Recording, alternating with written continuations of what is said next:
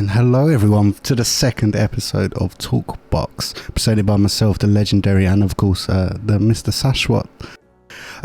We are missing a blicker today, which is maybe unsurprising, maybe not. I'm not too sure, but we are missing blicker, unfortunately, everyone. So it's just we can't see Khromi. Oh well, I got his image. It's fine. Oh, okay. Just went blank again. So basically that's threw me off Blicker not being here, but the introduction track for it was Letters From You. So Mr. Sashwat, do you want to talk about signing that amazing LB? Yes, it was not a lot of thought put into it at all, because I was scrambling to find something to release for the 50th release on Dank and Dirty Dubs, and I was like, oh, this is supposed to be really special, so I need to find something that's really special. So I was like, Blicka is really sick, Khromi is really sick. They had a couple sick collabs, Carmack Lounge and Letters From You.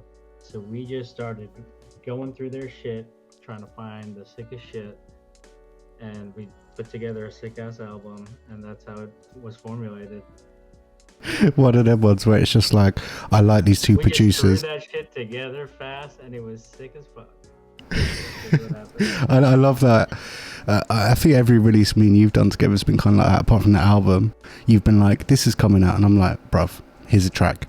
I'll make it in a day. I don't care. It's amazing.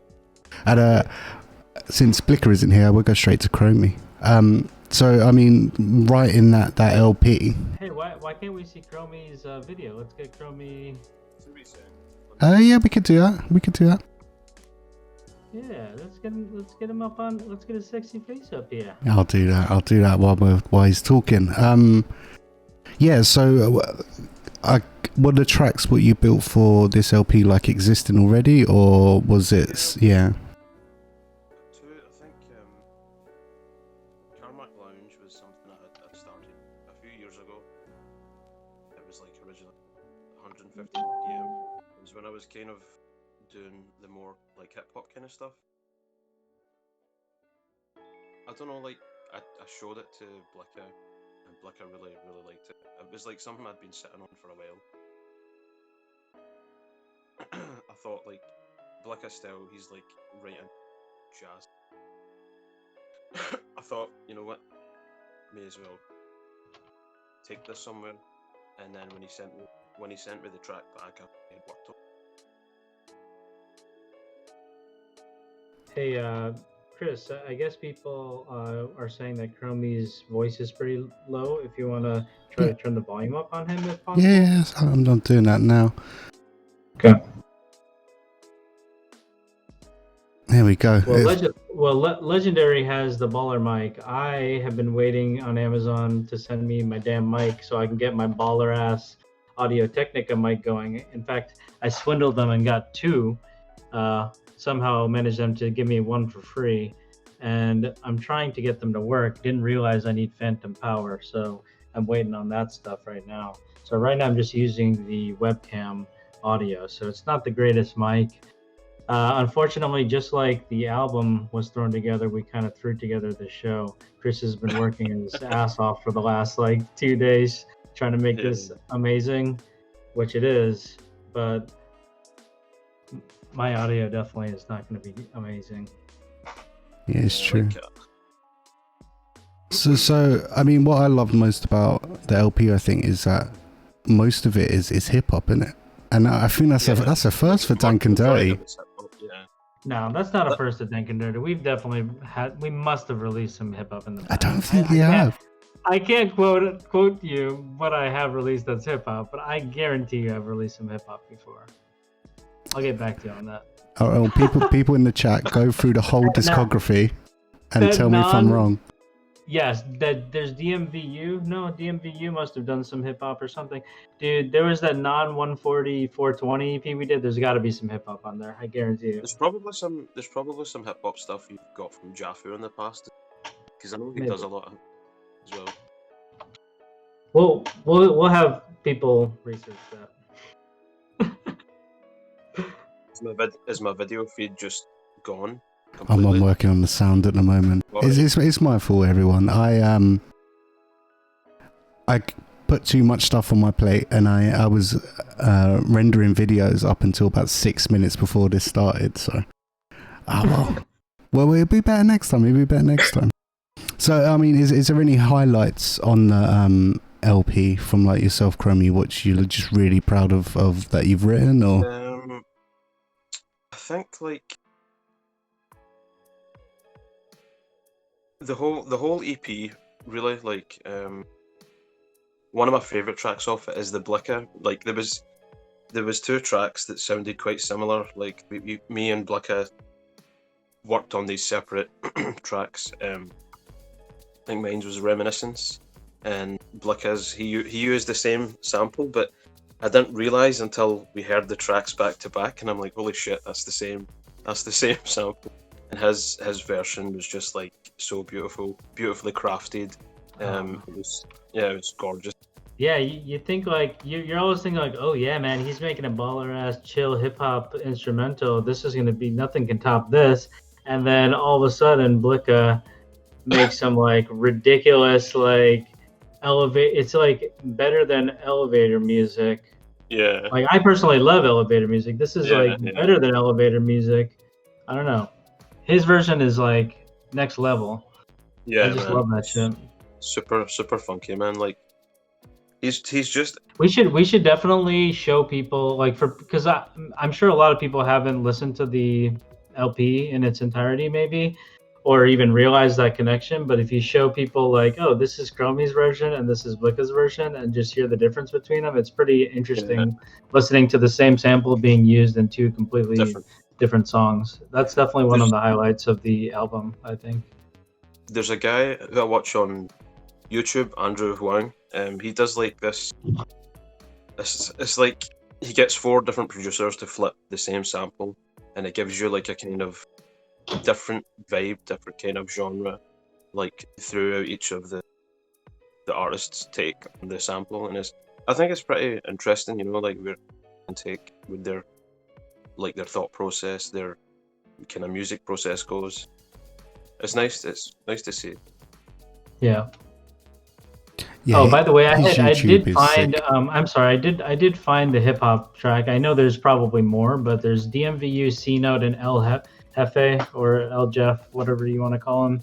All We Do Is When on the 2016 420 free EP is definitely hip hop. So you found the one track. I mean, I was trying to give Khromi a first, and you just took it from him, man. No, man. I mean, I'm gonna give Khromi props for a lot of things, but not for releasing the first hip hop. Oh man. Well. No, I like it.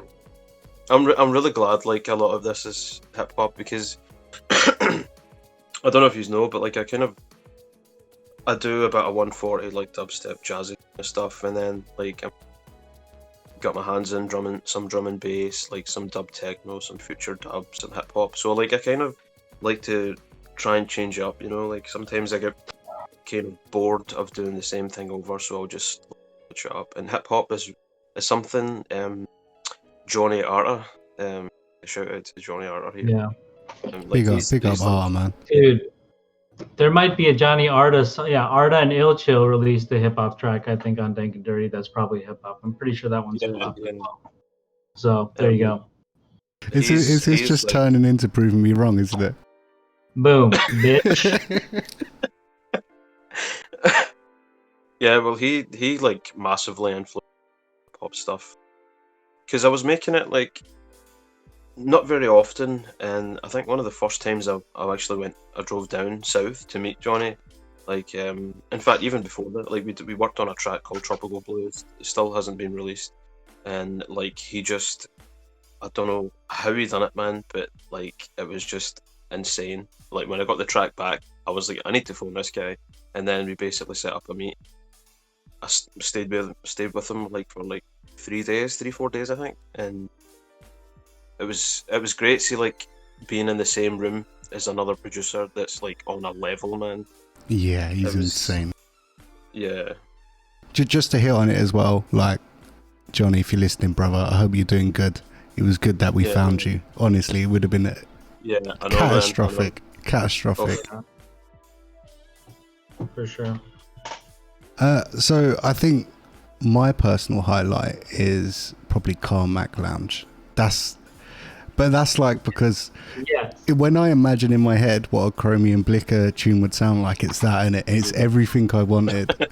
You know, sometimes predictability can be good, and it's like that's the tune I wanted. But across all of it, I think you both have your own sounds, but you're in the same spectrum of like vibe, and you basically proved that you can make different genres and it still sounds like you. I think that's amazing.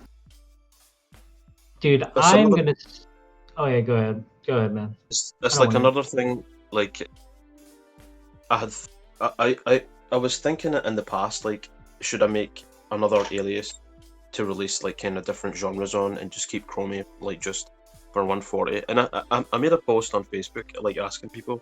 This was well over years ago, and a lot of people were just coming back saying like just keep it under the same branch.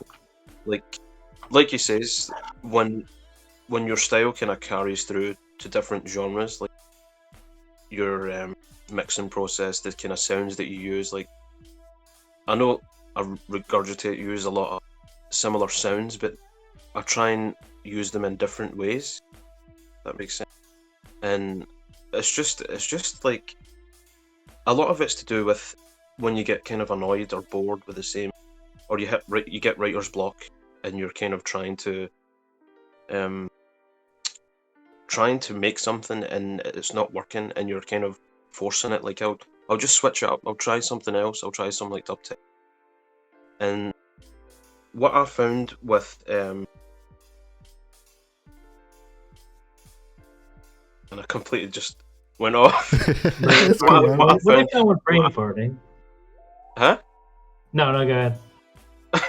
What I found with the Candles for Kovac compilation I released on Black Lotus, like, that all started off with a hip hop tune. Like I had basically found out Kovac had passed away. I just went instantly to write a tune. It wasn't 140.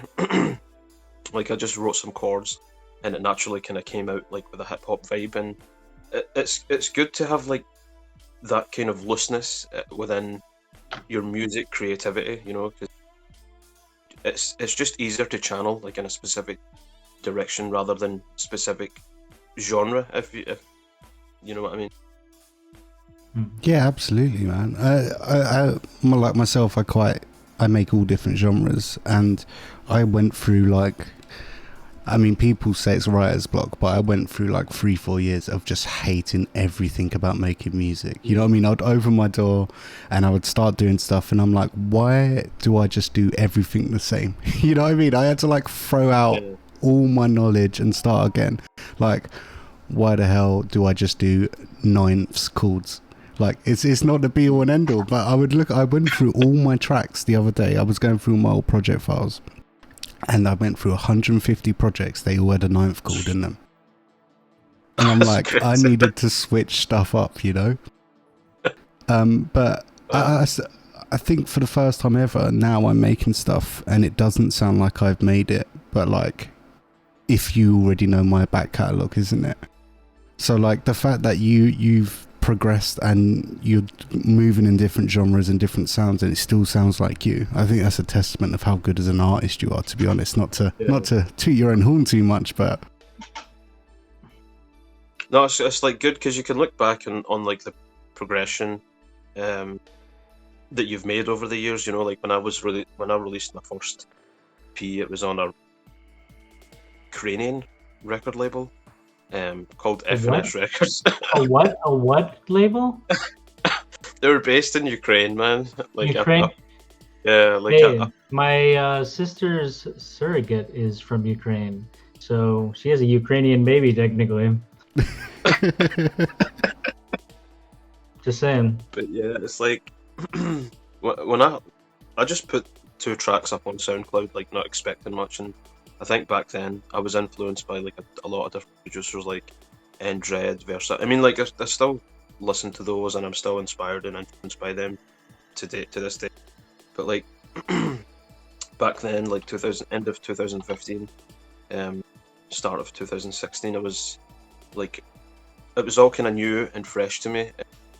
I just wanted to make that kind of sound, and you can kind of hear it through like the progression of my releases, through the one on Cut Records, and then like After Dark and stuff. Shout out to After Dark and Mitch, big up.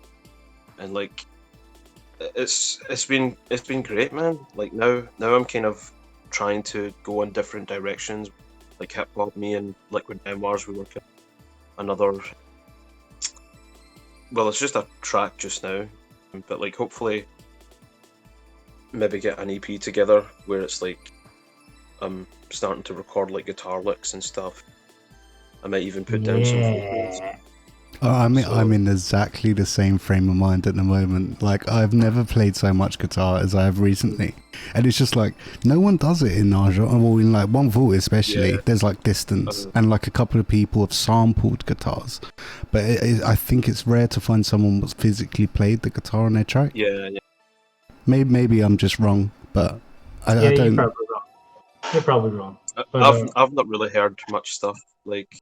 I haven't seen people brag about playing guitar on a track. Do you know what I mean? Yeah, that's what I mean. People have probably done it, but people haven't been. You know, like Contra is like, I play violin. You haven't got that guy for guitar in dubstep, have you? Right. Yeah.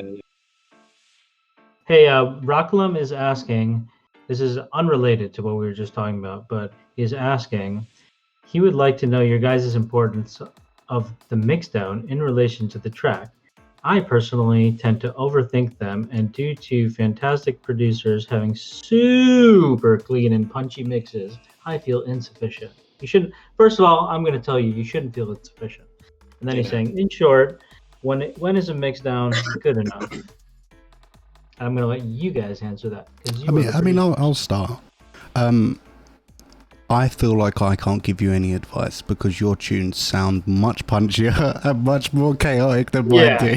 So, your mix downs, I think maybe if you got like a 20-year mixing down veteran in the studio and picked his mind, he might be able to give you hints, right, of what you're doing wrong. But in relation to maybe not having the confidence in your mixes and things like that, I think it all just boils down to the sage old advice what everyone says: listen to a mini system as possible. Get another set of ears and just know when it's fine to be like, I don't need to work on this anymore. Because myself personally, sometimes I'll sit there and I'll mix things down for like 25 versions, and then I go back and listen to version 3 and it's much better, right? So I don't know if Khromi has some thoughts on that, but. What is I tend to think there's a lot of people that overcomplicate their mixing process. See, with like my own stuff, there's a lot of dynamic range in it. There's a lot of range throughout the whole frequency. There's a lot of low, there's a lot of mid, there's a lot of high. Whereas like maybe some producers who make kind of like deeper, darker stuff, like they'll kind of focus on specific areas of their mix. I think everybody's mixing process is like different, but when you're using like more kind of organic or more dynamic ranges in your mix, it's I think, for me personally, I think like the less you do is better, because you're not kind of over compressing. You're not trying to put the sound in a box. You're kind of letting it flow naturally. Whereas like if you're using like heavy like bass lines that have got a lot of mid, like kind of those growl kind of sounds, like you're going to need to process them probably quite a lot, because they're going to be like your like predominant sound in the mix. They're punched through, so you're going to have to compensate for like other parts of the frequency range to try and kind of balance everything out.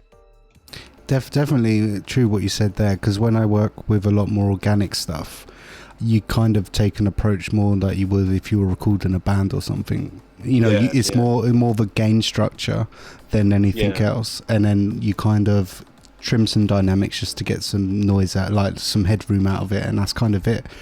The more I progress now into kind of using more processed MIDI stuff, it's true what you say, like it's so difficult, especially when you're used to mixing organically or organic stuff. So yeah, I probably couldn't give advice to someone making like darker things, but anyone who's using more organic stuff, it's all in the gain structure there.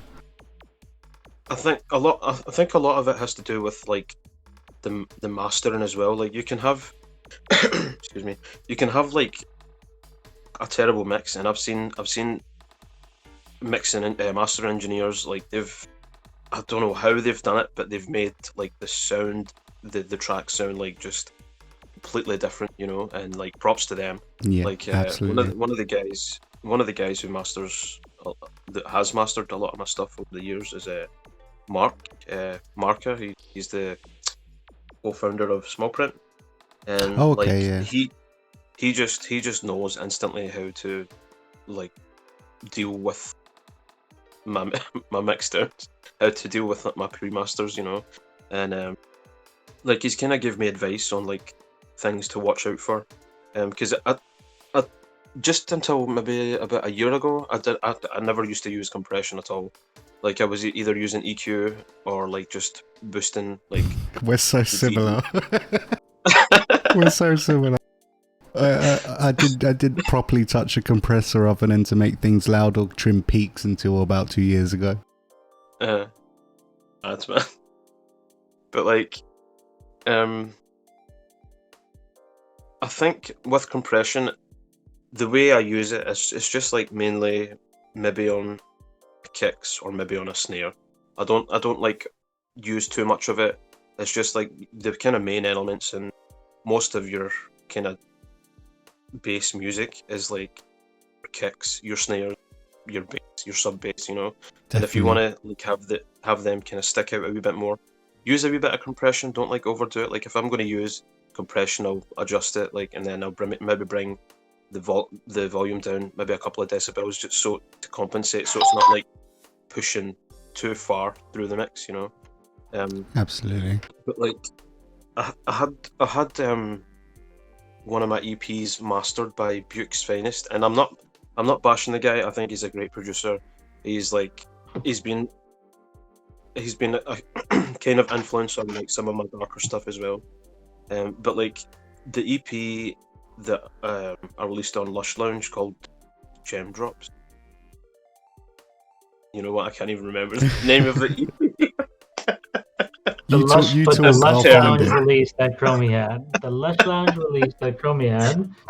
You finish your thought, I'll find it. Oh man.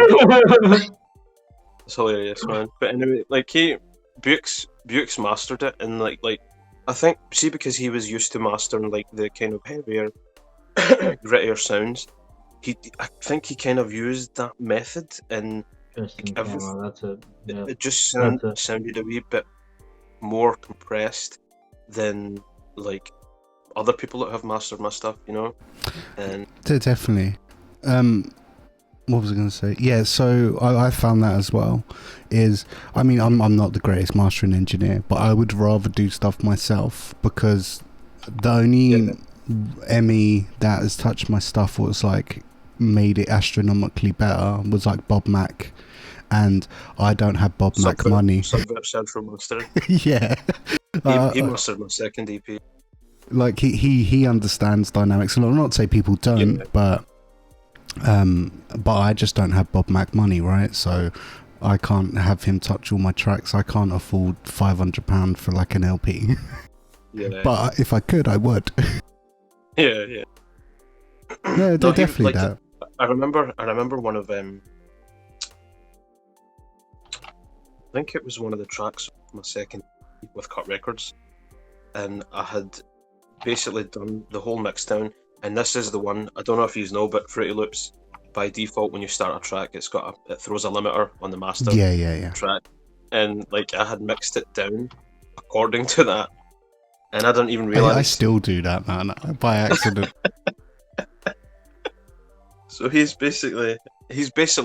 noticed, and he's like, just a few notes for Khromi. It sounds as if he's mixed down with a limiter on his master channel, and then so it's like, see, when I read the email, I was like, shit, man, right? How the fuck did he know this? And it's like, it's crazy, man. It's incredible. But yeah, like, go ahead. No, you go. Well, I was just gonna say that it might be a good chance to segue into the first tune. But if you want to finish your thought, then we'll do that after. No, you go, man. So, Sashwat, this is your pick. Yes. Do you want to talk a little bit about it? Yeah, this is going to be off of Depth, who just posted a SoundCloud link, actually. Nice. Depth, he's going to be doing an EP with Dank and Dirty. Probably going to be, well, we have Durandal, his release coming out tomorrow. Well, that's the big one. That's a 5-track. Yeah, that's a 5-tracker. It's called the Big Nasty EP. One of the tracks is a collab with the Whittler, so that's coming out tomorrow. But the release after that is probably going to be an EP by Depth, and that one's got a remix by Demure and a remix by Jafu. So I wanted to share the Jafu remix, which is pretty fucking dope. And you guys haven't heard the original either, which is also. I got a little. Dope. See, this is a good thing about hosting a show like this. We're giving you weird teases right now, man. We're giving you a remix to a song you haven't heard before. Yeah. Well, that's the good thing about doing something like this, right? Is I get everything early. I've already listened to this. I was skanking earlier. It's a track. It's a track. So let's play this one. Do you want to introduce it once more, just for the people? Yeah, this is the Depth is the original artist. Jafu is the remixing artist, and the track is called Clean Them. Clean Them. Also, big up Jafu. Clean Them. Absolutely incredible producer. Yeah. Right, let's play this one.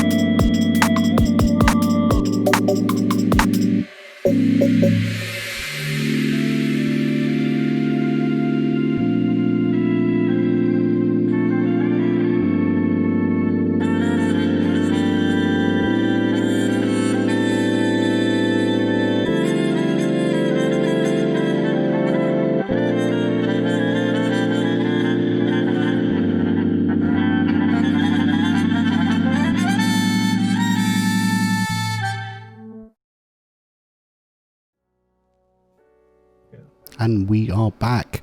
That was Depth Clean Them, the Jafu. I always say Jafu. I don't know why. Jafu remix. Who says Jafu? It's so fucking sick, man. It's so good. It's so good. So nasty. They want to know when it's coming out, Sashwat.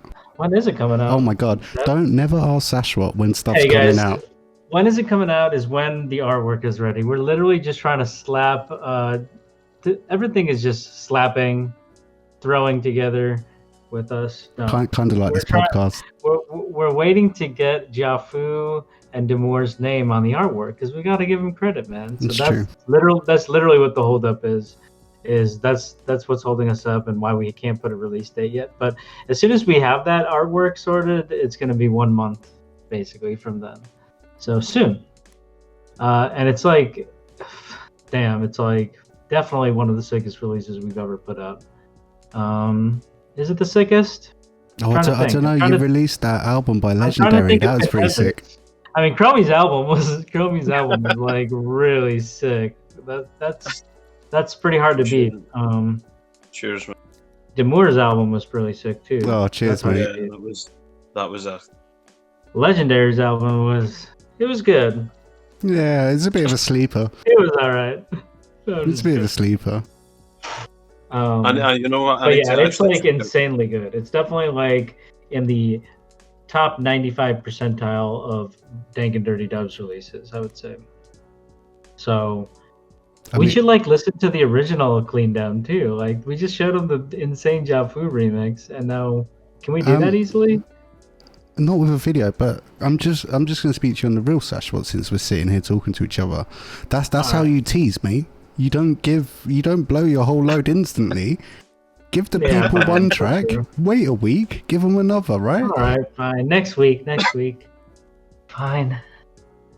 And it's funny because we didn't even listen. We should listen to the 2 tracks off of, Khromi and Blicka's album, which is out now, where they use the same sample in 2 completely different ways. Contextual tunes. Well, actually, I don't know if you can hear this. So what I done, right? I thought, if there's any blank space in our talking, I bounced the whole Letters From You EP in a massive track, in a massive like 30-minute track, and I'm playing it really low right now while we're talking. So technically, they've already heard it. Yeah. True. Technically. So what are your guys' thoughts on that? Yeah, I mean, if we're really quiet for a second, they can hear it. Yeah, and there you go. There's got to be some easy way to play those things. I can play them. I can play them, but yeah. But I'll need. We'll wait till the next tune. I'll sort it out. All right. Yeah. Thanks, Sashwat. You're making me seem really unprofessional right now. Yeah, I'm like, come on, just take the entire layout of your entire structure of the template that you've made on the fly, man. Like, why don't you just...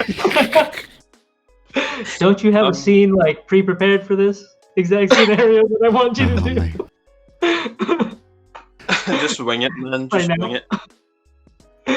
I mean, at least. Actually, should we just have a quick conversation about why this is now on the Dank and Dirty podcast? The podcast on Dank and Dirty rather than Basslam. I mean, I'll address it just in case anyone's listening, anyone's interested. Just scheduling problems, really. They only had the possibility of having the show on a Thursday, but when you're working with 3-4 different time zones, it's just very difficult, right? So we took that away, and we've been working on it in the background for a couple of months now. And it just so happened that Basslab doesn't exist anymore. So Dank and Dirty Dubs does. So we're here.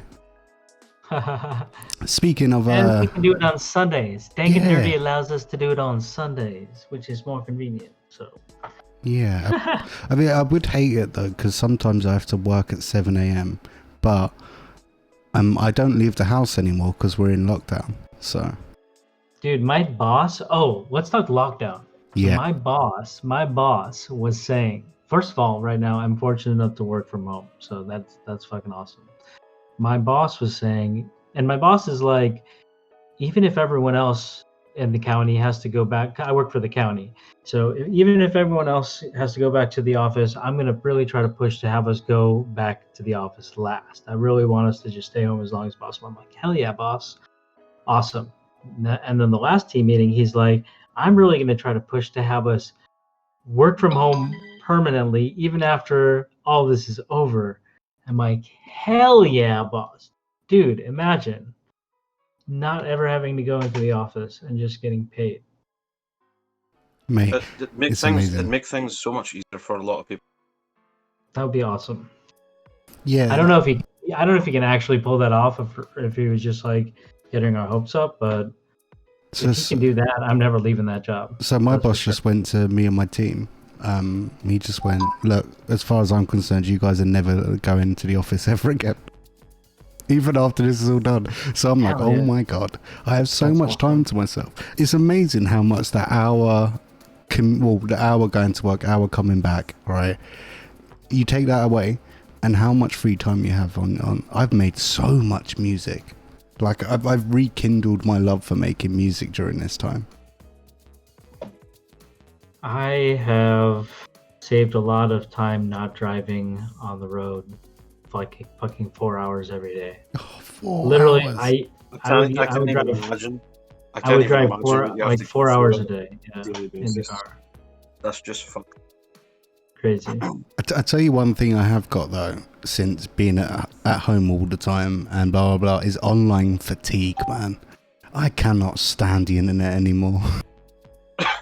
like I don't mean like I hate the invention, but you know, I've never been a Facebook guy anyway. But like the stuff I do look at, like I don't even scroll on Instagram anymore. I just have online fatigue. I do not care about anything other than like, oh, that artist I like has a new release. Like, I don't care about your toast, what you're Dude, posting but on Instagram. I still spend like, I must spend hours just on my phone scrolling through my Facebook feed, just like looking at like Yes. probably 60% advertisements. Like, I can't do it, man. I can't do it. I don't know what I'm doing, but I do it. I Did- probably spend hours, like without knowing it. Like, I don't want to admit it. I'm probably like, yeah, it's probably just 15 minutes a day, but it's probably like more than an hour that I do that every day.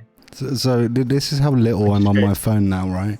Granted, I'm by my computer all the time, but I didn't charge my phone for 4 days and it still had battery. TikTok. It still had battery. This ain't no Nokia either, do you know what I mean? There's no 3310. That's mad. Demore is saying he fucked up and got TikTok. However, I don't think that's really screwing up for Demore because he makes those baller one-shot videos, which would probably be great for TikTok.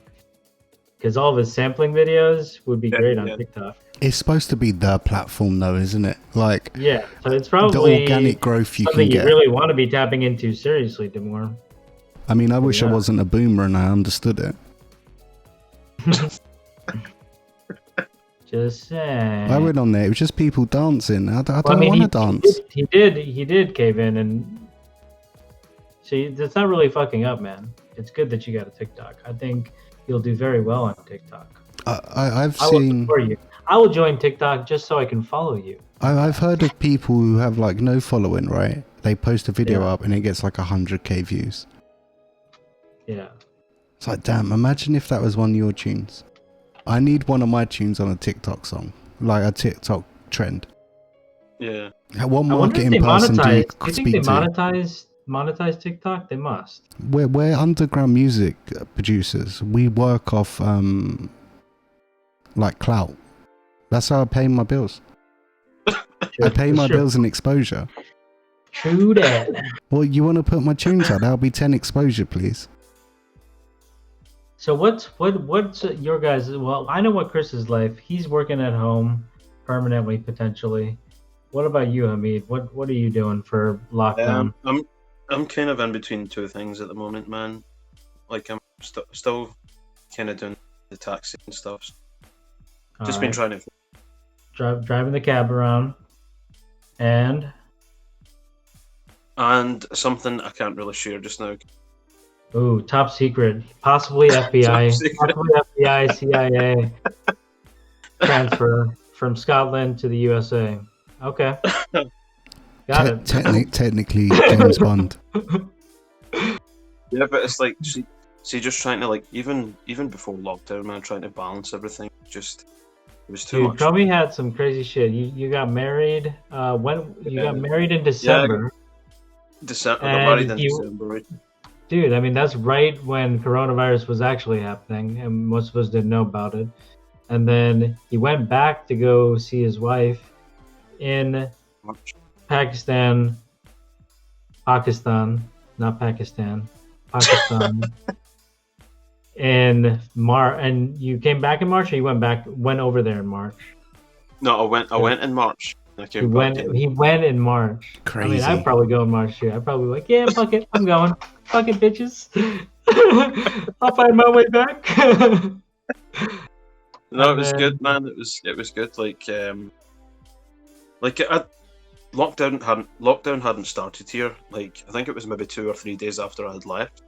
That's when lockdown started here. And then when I arrived in Pakistan, it was like 2 or 3 days after my arrival. That's when Pakistan went lockdown. But like, it was only originally supposed to be like 3 weeks I was away, and it turned into like airports now was closed. And but it was good because I got to spend more time with my lovely wife. And yeah, that's worth it. I would probably have done the same thing if I was like, shit, if I'm going to be stuck in lockdown, I'm going to go over there and get stuck in lockdown. yeah. And then, but so she's still waiting on his wife to come back. This is the problem, man. I had to do the same thing with my wife, because my wife is from India. I live in the States. So we tried to game the system and do a fiance visa. So we're like, hey, let's hold off on getting married. We're just gonna get engaged. And we were plotting this because we're like, the fiance visas only take 6 months, and the regular visa, the marriage visas, take 9 months. So let's try to shave off 3 months. So we plotted it this way to do the fiance visa, and then it ended up taking just as long anyway. So, but the whole process takes so long, man. Like, it took like 9+ months. Like, when I used to work night shift, I worked with a guy whose wife was he was in Pakistan, and it literally took it. I worked with him for 3 years, right? And I left, like, when I started the job, he was like doing the application, and then when I left, I bumped into him 6 months later, and she was just going over then. It's crazy. Yeah. So that's, man. Hey, Rocklam is asking a question for you guys. What are your thoughts on valuable content? What are you interested to see from artists? I mean, there are great content creators like Andrew Wang and In the Mix. So what do you think someone like me could do or should do? You should do exactly what we're doing right now. This is the greatest content of all. Just hanging out, chatting. You know what? I've been trying to work this out myself, right? Because I don't want to be that guy what makes tutorials. I mean, I could make tutorials, but I don't really want to do that. I'm not really I'm not really a take a picture of my toast guy either, right? So like, where's the in between? Yeah. That's the thing, man. Innit? It's like, it's finding the middle ground, man. That's why I haven't bothered doing anything like specifically like tutorials. And like, I would like to do it. I would probably enjoy it, but it can be really pernickety, you know. It's hard to get something regularly on a schedule, because then you have to commit to doing it. Like, and if you miss it, then you feel like a dick for missing it. So, I mean, I like this format especially because it's very informal, and we can just shoot the shit with anybody. It doesn't fucking matter who it is. You know what I mean? So yeah, I like this. But it still takes like structuring, right? Like, to do this, yeah, still like, moving. Get this, you know, still takes work to do it every single week, you know. Definitely. And I mean, your streams on Twitch, I've looked into a couple of times, Roklum. It's great, man. Like, I think that's the sort of stuff. I think it's the most important thing these days is just be available, right? Like, I'm quite bad for it, but you should kind of post meaningful things every day. And even if it's just like, what do they call it? Throwback Thursday. Like, even if you just do that, like, here's an old tune of mine, blah, blah, blah. And just kind of be around. Like, back in the day, what did you used to do? Like, I could even take this from even further back than music. Like, when I was back in the day when I was playing, like, competitive Quake, right? I would just hang out in loads of different IRC channels, and I would just speak to everyone, and then I got known as someone who just plays the game and is friendly, right? You kind of do the same thing for music. So that's what I done on music. I posted a lot on Dubstep Forum, blah, blah, blah, got involved in chats of radio shows, and then my name got out from there, right? So everyone at least... I've been like, oh, at least that's that guy who posts on Dubstep Forum, and then they'll be like, oh shit, he makes music. Oh, it's actually kind of good. Hopefully, yeah. I think it's just about being available. And in terms of like what kind of content, I mean, I wish I could tell you, mate. I'm a boomer. Dude, yeah, I don't know. You know, I don't know what the formula is now, but back in the day, that's how we used to grow our following. Was just fucking post. So whenever you would hear some sick shit on SoundCloud, be like, comment, baller as shit. I just shit my brains out from that drop. Like, it would, like, I would just plaster, like, people would be like, oh yeah, Sashwat, that's the orange dude who posts his comment on my track. Like, and every other baller ass track there is on SoundCloud, you know, like. So that's how we used to grow our following back in the day. Now I don't know what people do. No, I mean apart from that, I think it's a different formula, maybe. It's just a mess these days, man. Like everything's so convoluted and yeah, it's a little bit different now. But There's a lot of different ways to grow your following and stuff now. I feel like just being available, right? Like the content I've seen you post, like who to ask a question, has been great. I'm 30. Like, I'm just joking about being a boomer. It's just I've been. You're 30? Yeah, I've been on the internet since I was like 9 years old. Man. Shit, I'm older. I'm the oldest. I'm 32. I mean, you're 1 foot in the grave compared to us, mate.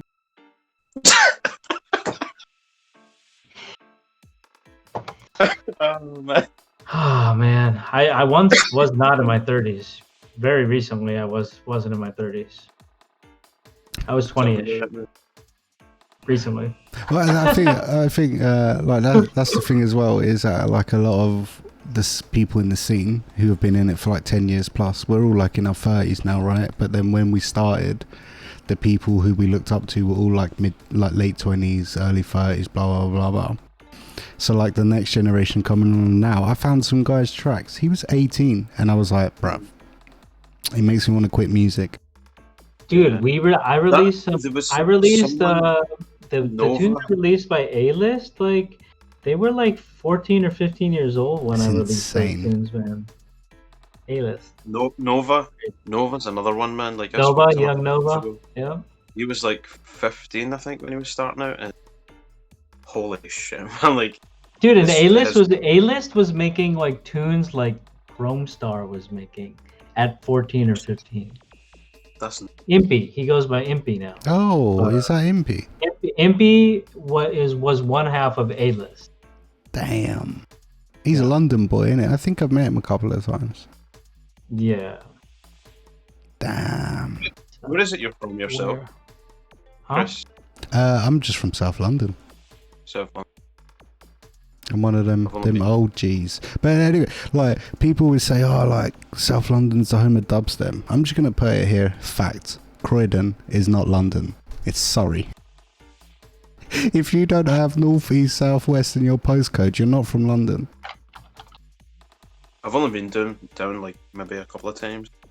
London's just like one of those. Like I live in a really quiet place, Scotland. I like peace and quiet, man. Yeah, I'm getting there. I'm definitely getting there. Well, it's right. It's pretty cool to have peace and quiet right now if you're stuck at home.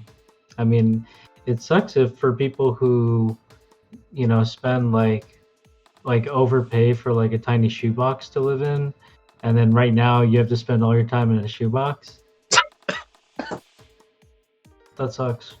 Yeah, I love my shoebox. I pay 2/3 of my wages for. I shouldn't laugh at this.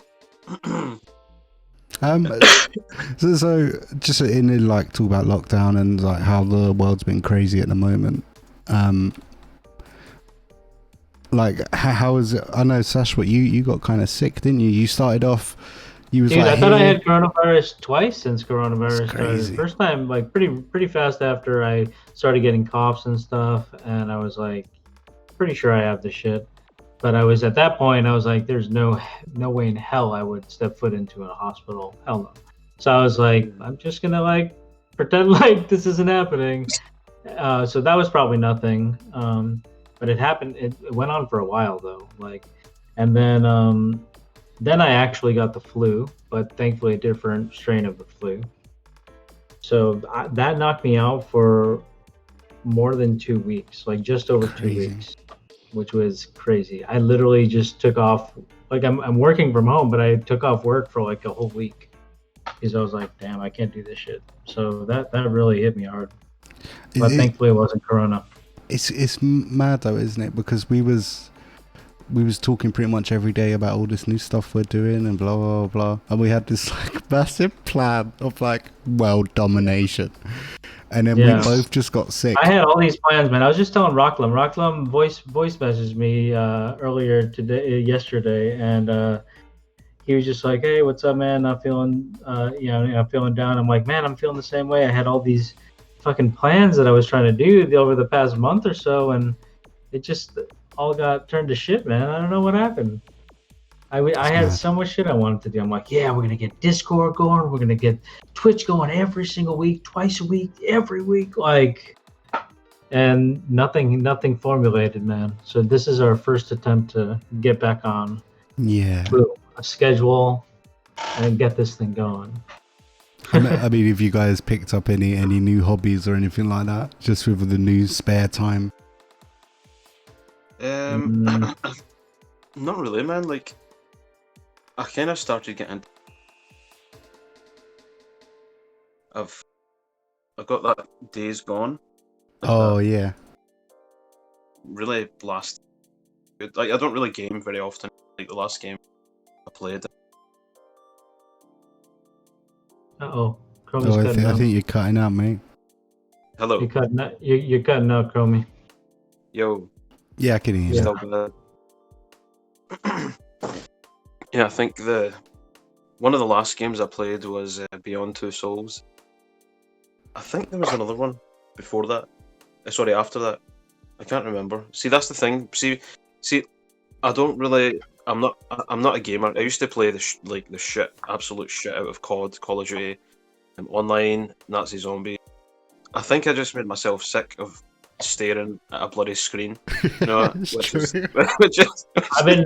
I've been looking at carpet samples. What you guys think? That's how much he adults, ladies and gentlemen. Fucking carpet samples, guys. What are your thoughts? 1, 2, 3. I like the third one. Khromi votes for the third one. Ding ding ding ding ding ding ding. All right. What do you guys think? No, fuck wood floor. I like devaluing my house by more than 100%. I don't like increasing the value by more than 100%.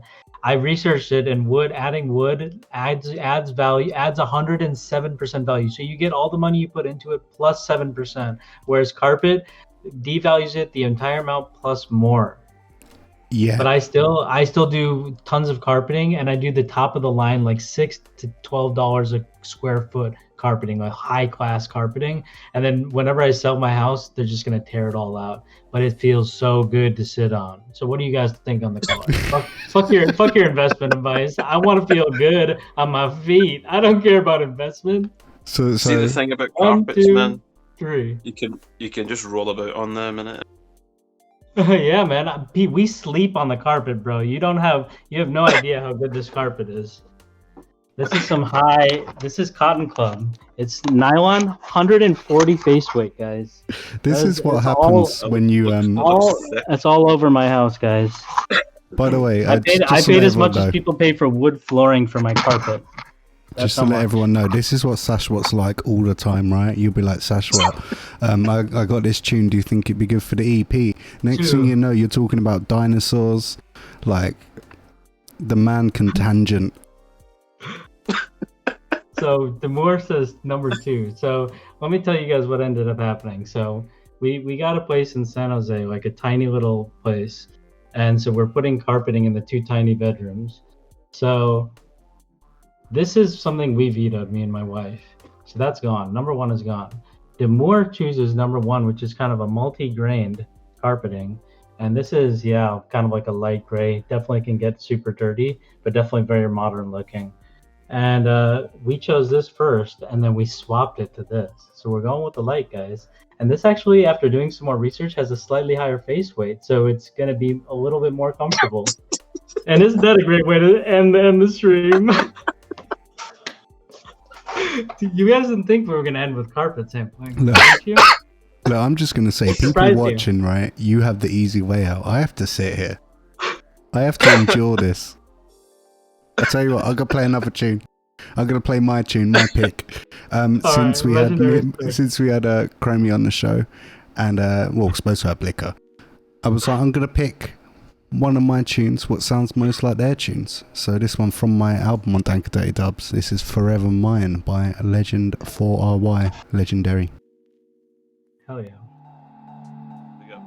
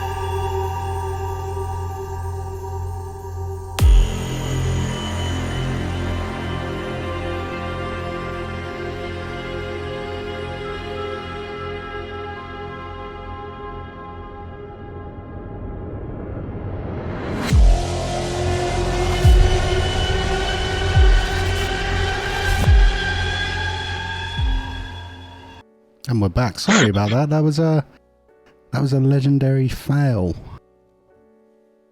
A 4RY foul. 4RY. All right. So I guess So I guess we might as well just talk about like what we got planned for the rest of the year. I guess it's all everything's a bit up in the air about shows and things like that. So I mean, Sashwat, what have you got planned for Dank Dirty Dubs for the rest of the year? Well, I'm just gonna keep doing my radio shows every month, as I have been doing for however long I've been doing that. 13 years, 12 years. And I'm going to keep releasing music whenever I find bomb-ass music to release, like this Depth EP that's coming up. So that's kind of how the Dank and Dirty Dubs release schedule gets determined. It's just when I hear something that blows me the fuck away, then I'm like, yeah, we should release this. So I don't know what I'm releasing after Depth. I wanted to ask you, Sash. Yeah. Do you think you would see yourself releasing like a range of different genres in the future? Of course, I already do that. Yes. Right.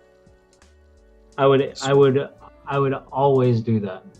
I would release, if you could make something similar to like how Yanni makes like world music type orchestral shit, I would definitely release that on Dank and Dirty.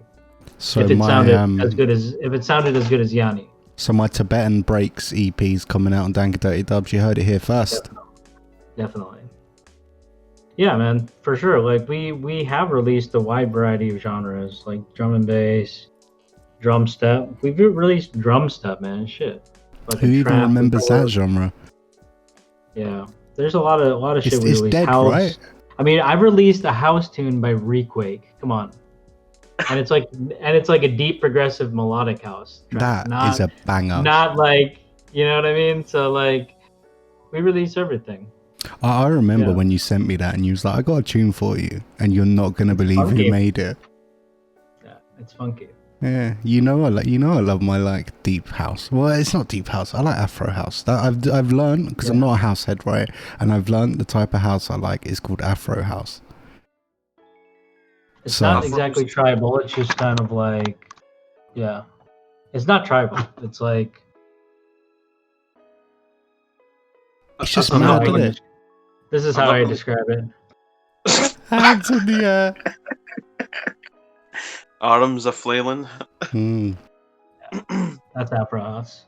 What about yourself, Khromi? Have you got much plans for the rest of the year, music-wise? Just this thing with Liquid Memoirs. I want to put out like another, maybe like a pay what you want, just a collection of maybe some older stuff, maybe some newer stuff. I've got supposed to have an EP for Cut Records, future dub. For cut, like meaning cut different? Different. Oh, nice. I didn't know that they're releasing stuff still. No, he's really slowed down. Yeah. He's still kind of going. He released Dillard's EP. I think it was last year. Nice. Like all these releases that you have planned, you know, are releases that I'm not able to put out, which is unfortunate.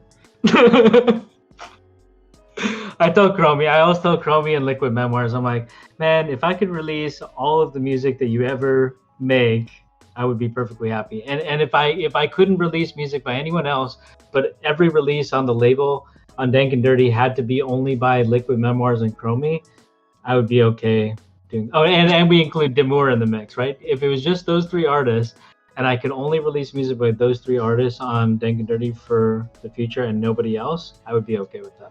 I'm currently regretting repping the t-shirt now. Do you know what I mean? You know, what a slap in the face. We don't need Ledge. What a slap in the face.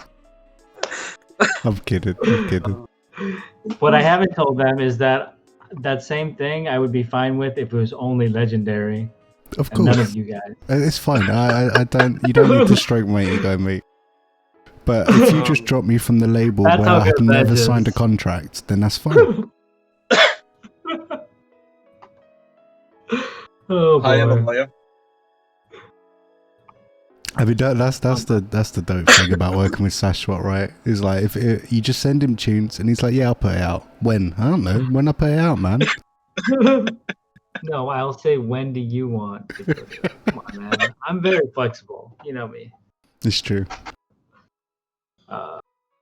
Like, there's for like releases that I've got lined up. I think I've got like one just specifically, but I'm working on like a bunch of stuff. It's just like finding the time, trying to balance like work and stuff. That's it. Mm-hmm. I'm still learning that because like I've moved into the new normal, as they call it. And I'm trying to balance where like, so my job's not full on, right? So I can sit there and I can make music while I'm working. It's fine. Like my job's not one of those things where I have to be 100% full on all day. So I can like pluck at a tune, 10 minutes here and there throughout the day. But by the time my 8-hour shifts ended, I'm like, my ears are kind of fatigued. So like I'm starting to learn like that balance, because technically I've worked on this tune for 4 hours in the day, kind of. I'm at least listening to it, making the odd tweak here and there. So that's Legendary is something. getting paid, ladies and gentlemen. He's getting paid to make music, sitting at home. Does that mean I'm He's getting technically a professional musician? I mean, let's be real about this. You're getting paid to make that track, basically. Yeah. What's happening? I'm not saying. I'm just saying, like, it can be up on my second screen. I can tweak things. Do you know what I mean? Like, I have that flexibility in my job where that's okay. So Switch it up. yes. Switch it up. Nice. So I'm trying to learn. Maybe don't sit there and listen to a loop for 7 hours. I think like when it comes to like, I just find like recently I've kind of felt distancing myself from music. It's not just like time. It's like when I do have time, sometimes I just want to do something else. Whereas, hey man, once you get married, basically, then you start spending less time on music. Yeah. For sure. See, my wife's right over there right now. She's yelling something. I don't know what she yelled, but because of this. I'm not yelling. I'm asking, are you bitching about our marriage? She's saying, "Are you bitching about our marriage?" No, No, he's praising it. no, no. Praising it. Hallelujah. I know what you mean though. When like door time was precious. When I had like an hour to myself every evening, and I'd be like, I'm gonna sit and make music. It felt more fun. Yeah. I think that's the thing as well, man. Like the excitement, kind of. It's been over the last couple of months, man. Like the excitement's just kind of. I don't know if it's maybe just 140, and I'm just kind of wanting to do something else. Like as I said before, with this thing with Liquid Memories, I just hope kind of bring that excitement back a wee bit, because it's something I've never done before. The track that we work in, 5 beats per 4 bars, same signature. Okay, that sounds fun. Yeah, so like it's a wee bit different, man. He's used like. Wait, so is that the one for cut, or is that the one that you were preparing for me, for Dank and Dirty? I don't know yet, man. Like we're still kind of working on this. Nice. But I'll link you like a snippet of it. Nice. Liquid Memories. He's done like a percussion, bass. I've pretty much just done like guitar, like some sounds here and there. But I'm really liking the direction. That sounds really interesting. I think I want to just take a break on 40. Like I've got one more release lined up. Just mess around with other shit, man, for a bit. Just make whatever you feel like making, man. Who cares? Try to keep like putting stuff out relatively consistently, like at least like once a month or something. Try to put something up, because otherwise, once you lose the momentum it's hard to gain that back. is my only thing. See, I think that's my problem. Like, see the end of 2015, start of 2000, I had released a bunch of stuff fairly quickly. Like I had done Peace my out, first Remedy. EP on FNS Records, second on Cut Records. Mhm. I think I'd done like the tracks for a different compilation. So, and then I'd done like a free EP, which was that Yeah. ADM. So there was a bunch of stuff in my first year, and then the second year was quite similar. And like 2018 came, and I started going down. And over just like these last couple of years, I've really kind of slowed the pace. Well, apart from Right. I mean, if it makes you feel any better, my last release was 5 years ago. Yeah. so anyway, man. But yeah, so there's no rush. There's no rush. Like, I'm working on it at the So moment. are you telling Khromi that what you're doing is appropriate, or that you shouldn't shouldn't make the same mistake that Legendary did? I'm just kidding. No, I just mean that, like, so to put it in realistic terms, right? This is what we do for fun. Yeah. Like we may want a career out of it, but right now it's what we do for fun. We have different priorities, right? So my priorities changed, where I had to pay more attention to my day job and build a career than I had for music, right? That's fair enough. Right. And then like I'm slowly got into this place where like I can have time for that, for music. I can have time for it, but I'm also like in a better place in my life where I'm feeling creative and I can throw my time into it. So like like Widler said last time, of like people say they got writer's block. It's not really writer's block, right? It's just kind of they're not in the right frame of mind to make music, and I wasn't for like 5 years, but now I am, right? And I'm making sick things. Like now I was streaming the other day. I streamed for 2 hours. I made a banger in 2 hours.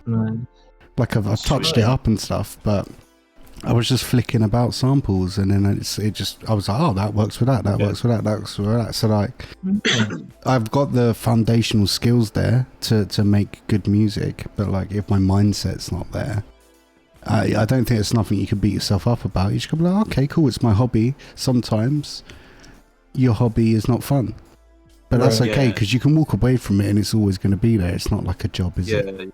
Yeah. Just take your time. For sure. That's what I think. That's what I think I made the mistake at the start. Like I was really excited about it, and I just wanted to try and attack it like head on. I mean, like back then when I started, I was working 4 days a week at college, to like the mosque, teaching like kids how to read Arabic and stuff. Mosque. On top of that, I was doing my music stuff. On top of that. It was hectic, and I just felt like everything 100 miles an hour, and I just wanted to get in, and start releasing music, just like kind of get everything all together and just do it like 100 miles an hour. And then I didn't even think like it's gonna like take its toll, you're not gonna be able to keep this up for long. Found out the hard way, man. I mean, I tell you what, I did.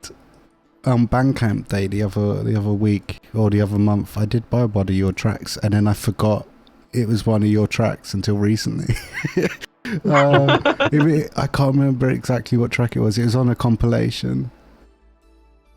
Hey Hamid, are you getting less business like as a cab driver? Are there less people driving around and stuff now like than before? I think like we've just kind of came out of lockdown, so like you've got your pubs and your bars and everything open again, so it's starting to pick up again. Whereas like I only experienced it maybe for during lockdown because I was away for 2 months. Yeah.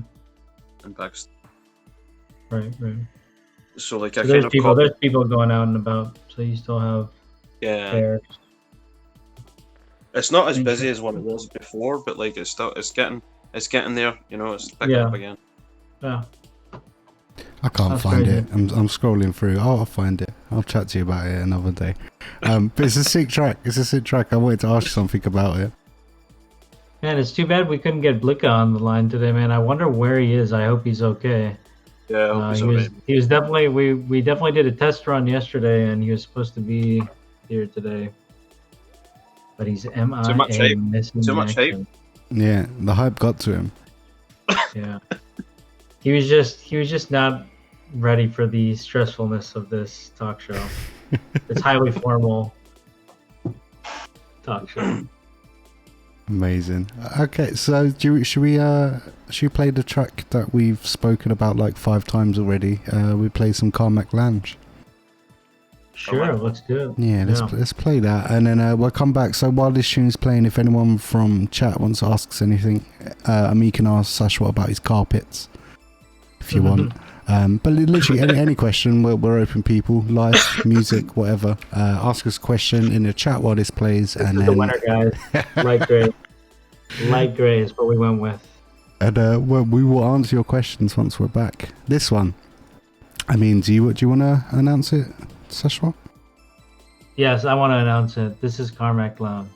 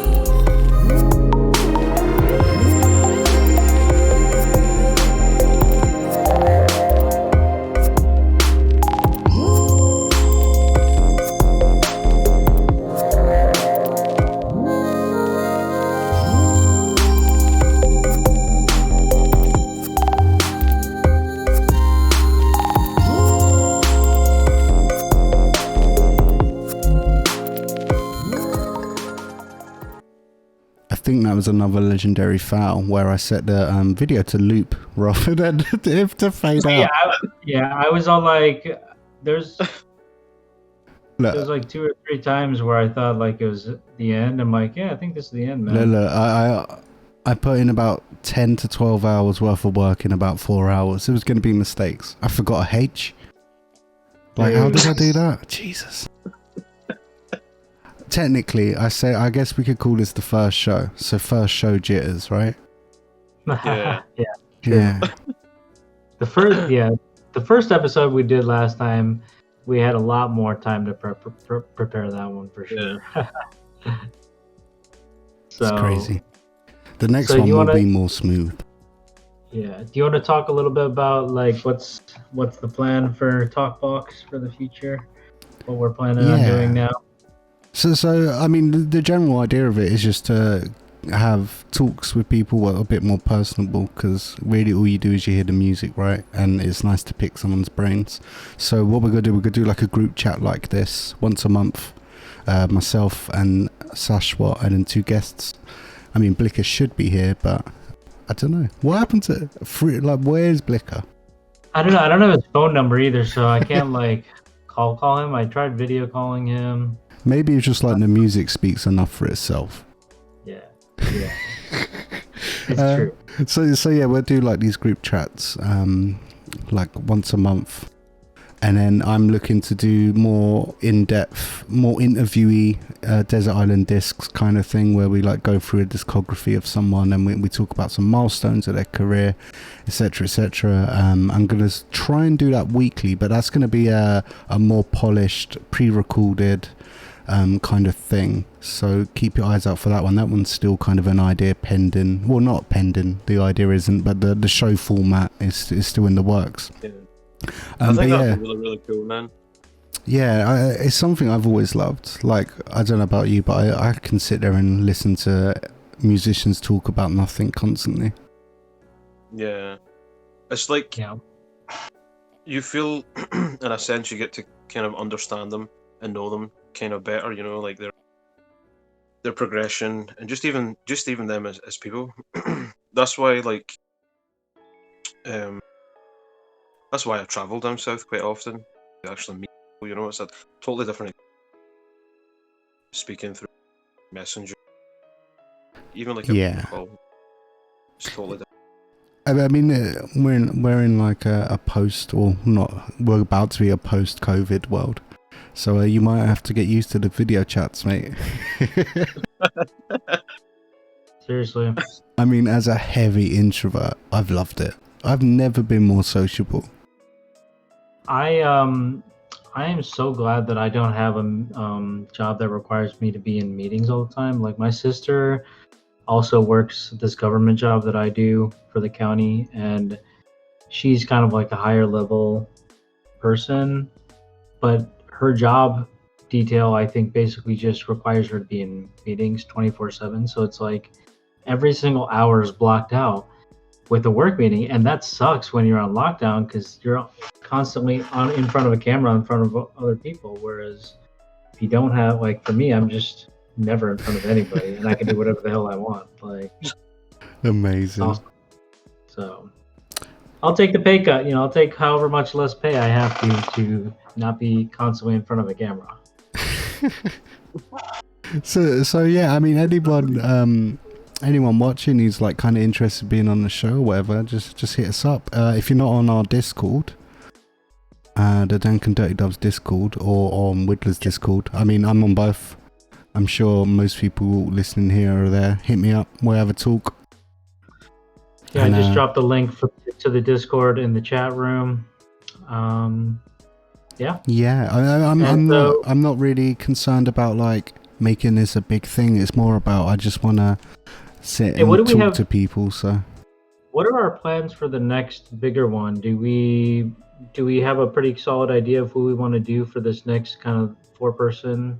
Ooh, let's see. See, this is going back to what I said earlier, Sashwat. You got to tease, mate. Got to tease. I mean, it could be anyone. I mean, Tom Cruise. We'll see. We'll see what happens. Look, I've just got messaged while the show's been happening, and Beyonce was like, "Great idea, mate. I want to be on the next one." So yeah, we got Beyonce. Nice. I'm thinking of hitting up, the president candidate, Kanye West. I think you're hitting him up. Nice. Cool, man. Well, Yeah, so I want to see if he wants to talk kick drums. No, we will announce who's going to come on next time, but it's going to be more focused towards label people. I think we're going to have me and 3 people own labels, which should be fun. And we're also going to have Kanye West sampling carpet samples. So for real though, when you get your mic sorted out, you should sample some carpet. Wow. All right, guys. Well, thank you so much for tuning in. Anyone else have any last remarks? Or are we sending this thing out? I mean, it's been fun. It was fun last time. The little bits of polish we need to still put in, I will make sure I put those in. But ultimately, I think it's just good to sit down. I mean, we've all known each other for years, so it's good to just sit down and have a conversation, really. It's nice and sociable. Sure. Good times. Been good, man. All right, so I think what I'm going to do, I'm going to transfer over back to that screen where we'll play some more Dank and Dirty Dubs releases. So anyone who wants to just kind of sit and have a chat for a little bit, we'll still be in the chat room, but apart from that, I think that's it, guys. All right, guys. Yeah, good chatting to you. Guys. Peace. Peace.